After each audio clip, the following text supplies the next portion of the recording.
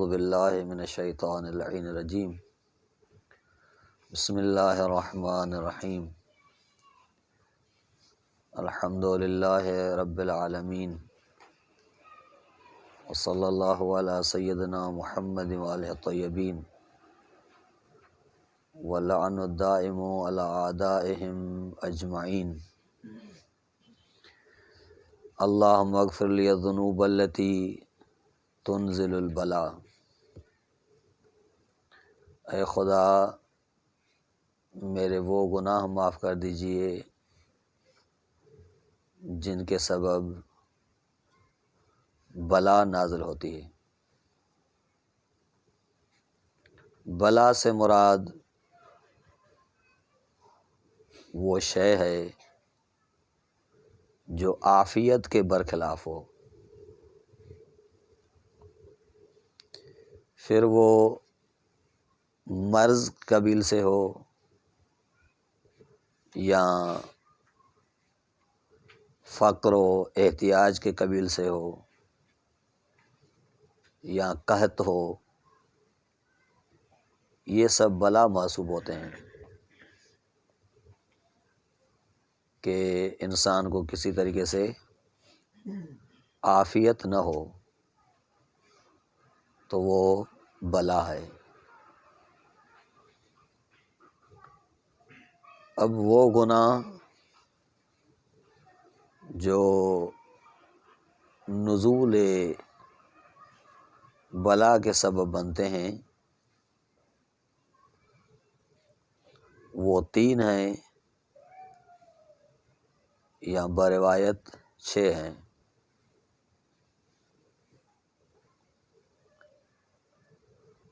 وہ 3 گناہ امام سجاد علیہ السلام فرماتے ہیں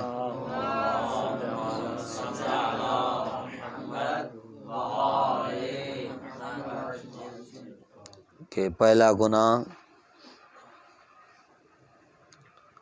ترک اعانت ملہوف ہے، یعنی وہ شخص جو دلسوز ہو، دکھ دیدہ ہو، پریشان حال ہو، اس کی مدد اور فریاد رسی کو ترک کرنا، بے توجہی کرنا، یہ سبب نزول بلا ہوتا ہے۔ کہ روایت میں ہے کہ من اصبح ولا یہتم بامور المسلمین لیس فیہم، جو صبح کرے اور مومنین کے مدد کے لیے کوئی اہتمام نہ کرے، مسلمانوں سے کوئی تعاون نہ کرے، تو کانہ وہ ان مسلمانوں میں سے ہے ہی نہیں۔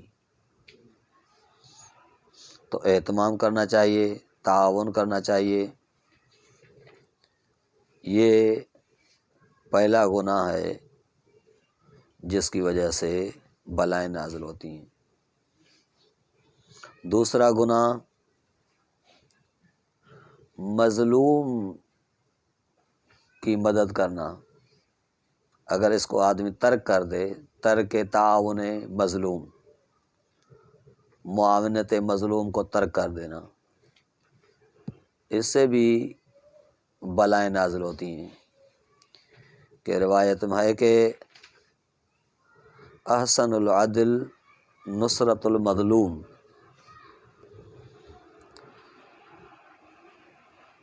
بہترین عدل مظلوم کی مدد کرنا ہے۔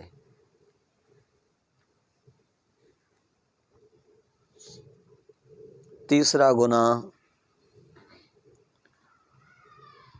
امر بالمعروف اور نہی عن المنکر کو ترک کر دینا، اس سے بھی معاشرے میں بلائیں نازل ہوتی ہیں اور انسان مصیبتوں میں پڑ جاتا ہے۔ کہ انسان امر بالمعروف و نہی عن المنکر کو ترک کر دے۔ ایک روایت میں ارشاد ہے امام باقر علیہ الصلوۃ والسلام سے،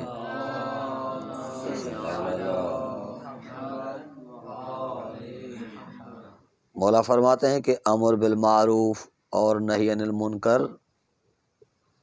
یہ انبیاء کا راستہ ہے اور صالحین کا طریقہ ہے،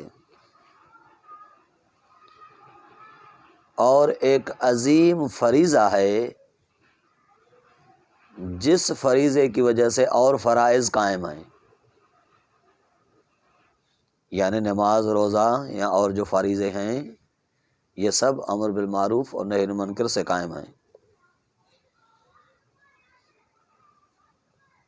اور اسی سے ہی مذہب میں تکمیل ہوتی ہے اور کسب و کاج حلال ہوتا ہے۔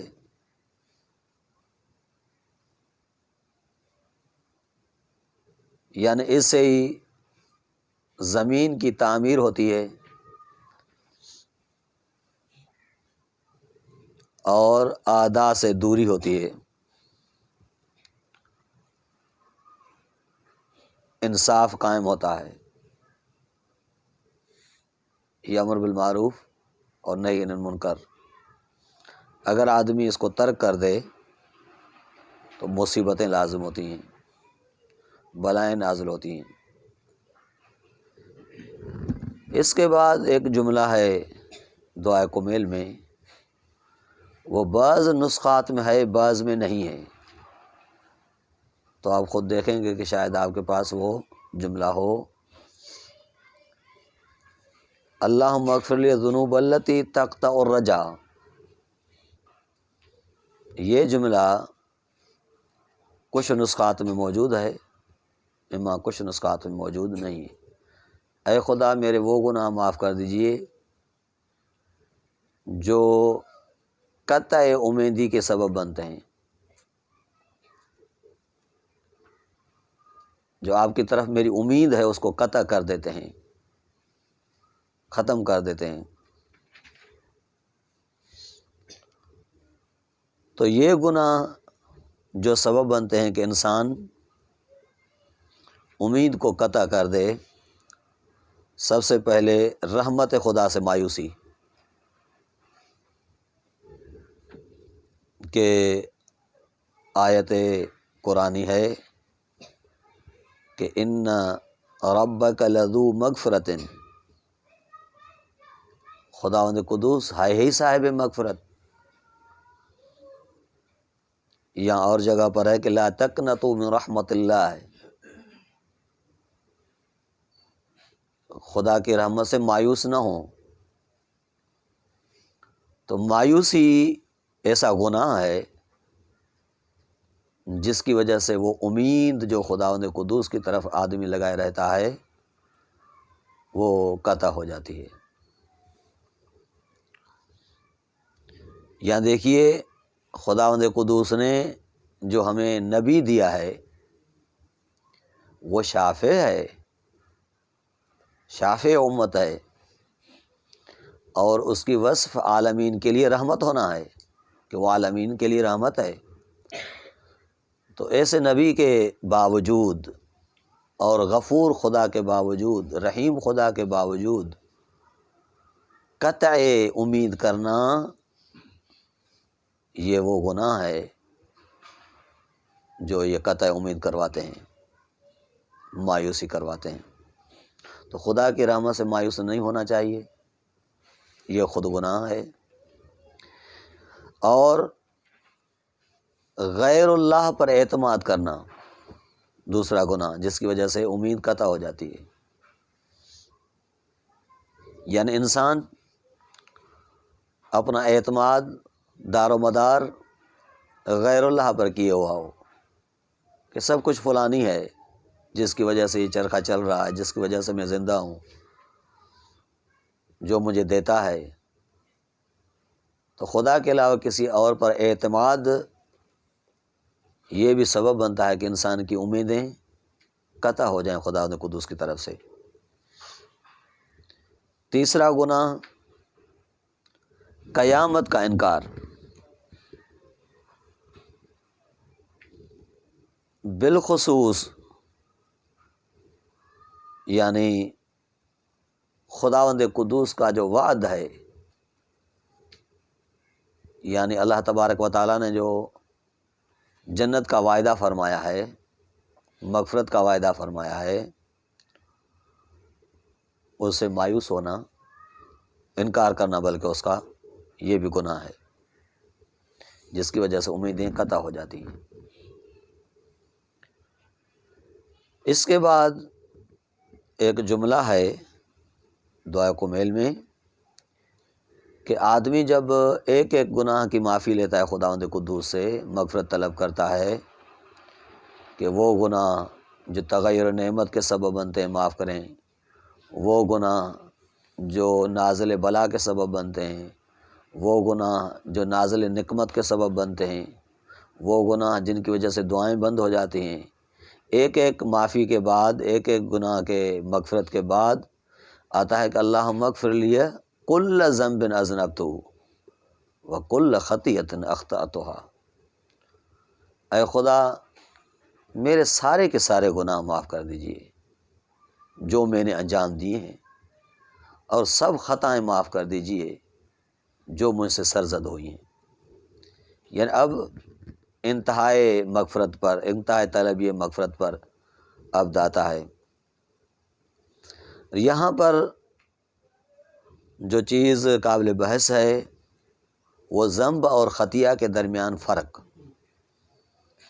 ذنب اور خطیہ یہ اولاً تو ایک دوسرے پر صادق آتے ہیں، ذنب کو خطیہ کہتے ہیں، خطیہ کو ذنب کہتے ہیں، تو اس اعتبار سے یہ جملہ تاکید ہو جائے گا کہ اللہم اغفر لی کل ذنب اذنبتہ وکل خطیۃ اخطأتها، یہ ایک دوسرے کے لیے تاکید ہے کیونکہ ایک ہی معنی میں ہے۔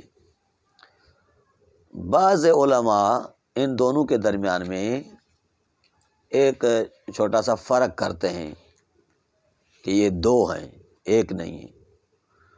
وہ فرق یہ ہے کہ اگر انسان گناہ کرے اور وہ گناہ قلب میں جائے گزین نہ ہو بلکہ حال ہو، ملکہ نہ بنے، تو ایسا گناہ جو ابھی ملکہ نہیں بنا، قلب میں جائے گزین نہیں ہوا، اس کو ذنب کہتے ہیں۔ لیکن اگر گناہ ملکہ بن جائے اور قلب انسانی میں جائے گزین ہو جائے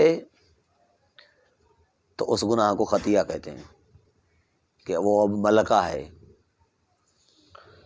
تو کانہ دائی کہتا ہے کہ خدا وہ گناہ جو ابھی میرے قلب میں جائے گزین نہیں ہوئے وہ بھی معاف کریں، اور وہ گناہ جو قلب میں جائے گزین ہو چکے ہیں، جن کا مکان میرے دل میں بن چکا ہے، وہ بھی معاف کریں۔ تو یہ ایک چھوٹا سا فرق کرتے ہیں ان کے درمیان۔ تو یہ گناہ عجیب ہیں جو انسان کے اندر ملکہ بن جاتے ہیں۔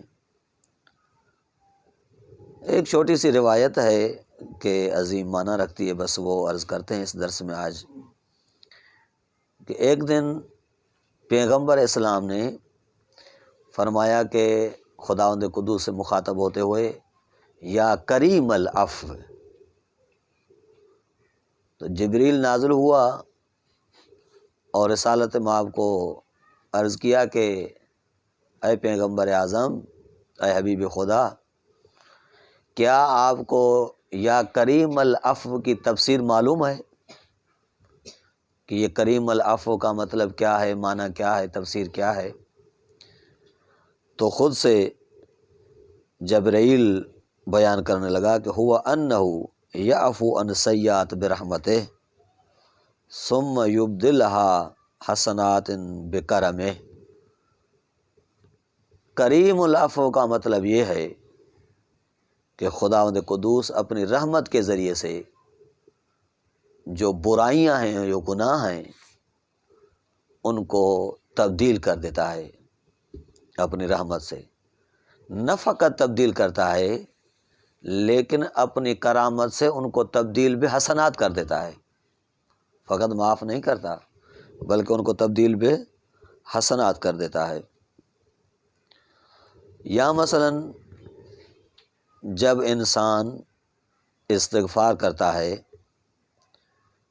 تو خداوند قدوس ملائکہ سے خطاب کرتا ہے، یا ملائکتی یا سکان السماواتی، وہ آسمانوں میں رہنے والی مخلوق و ملائکہ، دیکھیے عبد نے خطا کیا، گناہ کیا، پھر مجھے غفور الرحیم سمجھتے ہوئے اس نے طلب مغفرت کی ہے۔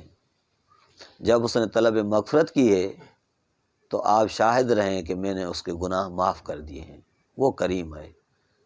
تو اسی وجہ سے آدمی سارے گناہوں کی طلب مغفرت کرتا ہے کہ اللہم اغفر لی الذنوب التی کل ذنب اذنبتہ وکل خطیۃ اخطأتہا۔ خداوند قدوس سے طلب مغفرت کرتے ہیں کہ اللہ تبارک و تعالی ہمارے سارے گناہ جو مانع بنتے ہیں قرب خدائی سے وہ معاف کرے۔ وصلی اللہ علی محمد وعلی الطیبین الطاہرین المعصومین۔